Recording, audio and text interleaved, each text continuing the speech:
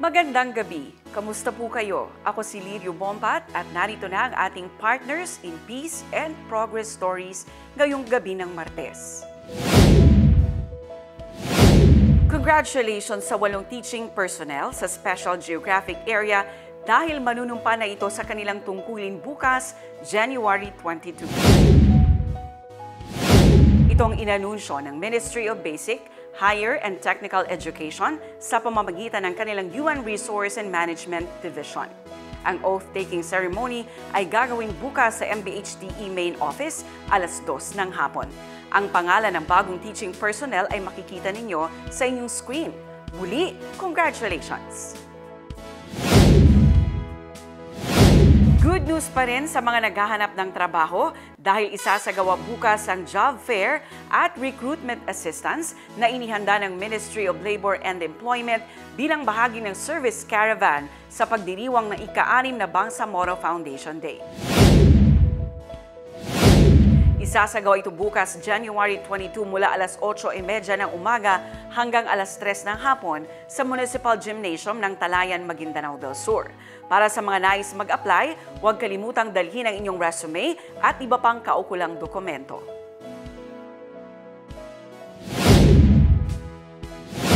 Nagbunga ng higit na kapayapaan at kaunlaran sa buhay ng maraming Bangsamoro ang pagkakatatag ng Bangsamoro Autonomous Region in Muslim Mindanao. Hindi lamang sa rehiyon kundi maging sa buong bansa. Ito ang sinabi ni Labor Minister Muslimin Sema. Tiniyak din ng opisyal ng Ministry of Labor and Employment ay patuloy na maglilingkod upang mas mapaunlad pa ang sektor ng paggawa at magkaroon ng maraming trabaho, patas na pasahod at higit sa lahat ay mapapanatili ang kapayapaan at kaayusan sa mga lugar ng trabaho. Narito ang mensahe ng opisyal. Bismillahirrahmanirrahim. Assalamualaikum warahmatullahi ta'ala wabarakatuh. Isang masayang araw sa ating lahat. Ang araw na ito, January 21, ay makasaysayan para sa ating mga Bangsamoro. 6 na taon na ang nakaraan. Buhat ng makamtan nating lahat ang ating pangarap at minimithing pansariling autonomiya at pamamahala. Ito ang araw na naitatag ang Bangsamoro Autonomous Region in Muslim Mindanao. Ang Ministry of Labor and Employment kasama ng mga manggagawang Bangsamoro ay nakikiisa sa lahat sa pagdiriwang na ito ng ika-6 na taong anibersaryo ng Bangsamoro Autonomous Region in Muslim Mindanao. Sa loob ng 6 na taon, maraming katibayan ang nagpapatunay na ang pagtatatag ng Bangsamoro Region ay nagbunga ng higit na kapayapaan at kaunlaran sa buhay ng lahat sa buong bansa. Sa mga susunod pang mga araw at taon, asahan po ninyo na ang Ministry of Labor and Employment ay patuloy na gagampanan ang kanyang tungkulin upang ang sektor ng manggagawa ay mas mapaunlad, magkakaroon ng maraming trabaho, patas na sahod at mayroong safe and peaceful workplaces. Isang pagsaludo at pagpupugay sa lahat, lalo na sa pamunuan ng Bangsamoro Autonomous Region in Muslim Mindanao sa pamumuno ng ating Chief Minister, Minister Ahud Balawag Ibrahim. Alhamdulillah, Bangsamoro, wabillahi taufiq wal hidayah, wassalamualaikum warahmatullahi ta'ala wabarakatuh.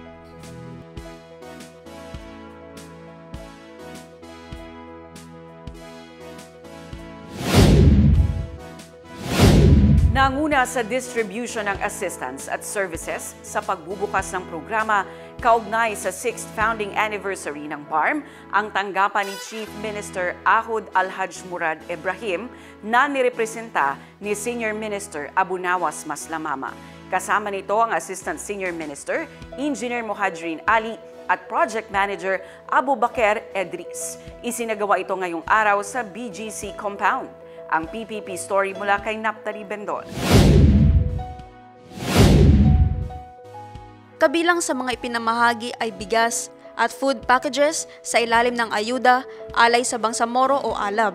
Namigay rin ng wheelchairs sa ilalim ng Access to Health Opportunities and Development o AHOD at ang distribution ng tractors sa ilalim ng Oplan Bangsamoro Rapid Assistance o OBRA. Benepisyaryo ng mga programa ang mga indigent families at individual, persons with disabilities o PWDs at farmers cooperatives. Ang mga sub-programs ang pangunahing aktibidad ng tatlong major components ng Project Tabang tulad ng health, livelihood at humanitarian response and services na naglalayong maghatid ng agaran at direktang tulong sa mga komunidad sa loob at labas ng BARM region.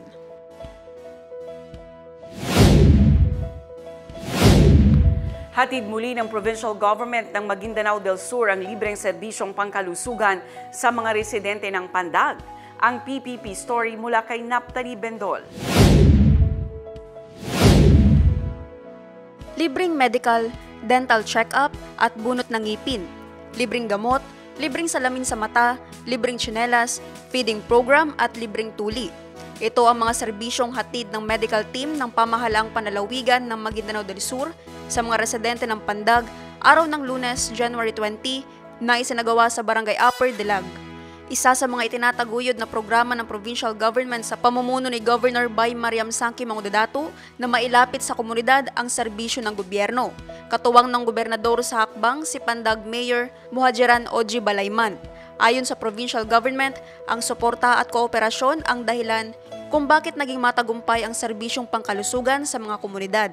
Nagpapasalamat din ang pamahalaang panlalawigan sa doktor, nurse at volunteers na walang sawang nakikiisa sa paghahatid ng serbisyo.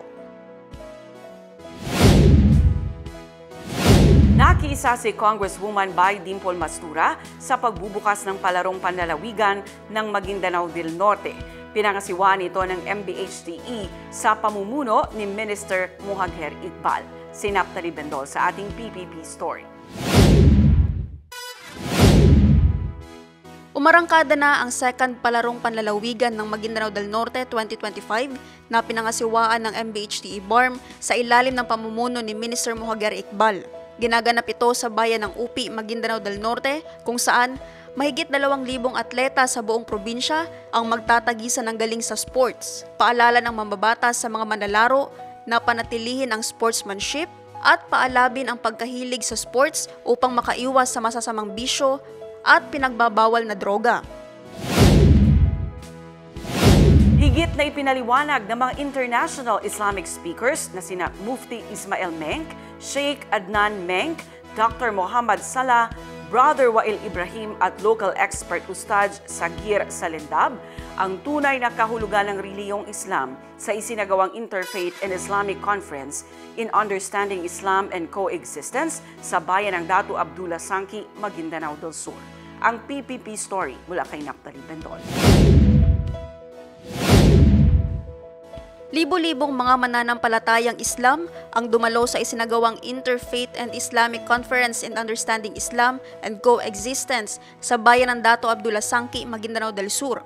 Ang pagtitipon ay naging posible sa inisyatibo ni dating TESDA Director General Dato Suharto Mangudadato kasama sina Maguindanao del Sur Governor Bay Mariam Sangki Mangudadato, Sultan Kudarat Governor Dato Ali Pax Mangudadato at lokal na pamahalaan ng Dato Abdullah Sangki sa pangunguna ni Mayor Dato Suharto Alwali Mangudadato.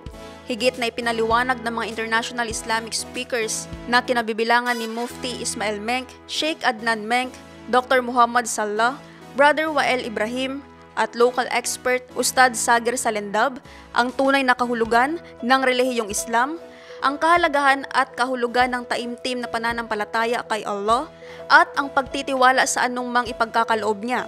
Bahagi rin ng nasabing programa ang isang raffle draw para sa libreng Hajj and Umrah ngayong darating na Ramadan. Marami sa mga dumalo ang nabunot na maswerteng bibisita sa Holy Land ng libre ngayong darating na buwan ng pag-aayuno. Umuwi ang mga dumalo, dala hindi lamang ang mga aral ng Islam, kundi ang mga munting paalalang magtiwala sa kung ano man ang kaloob ni Allah.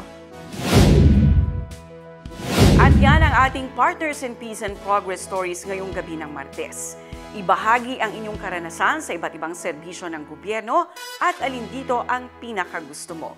Huwag aalis, magbabalik pa po ang PPP, pakalipas lamang ang ilang paalaala. Magandang gabi.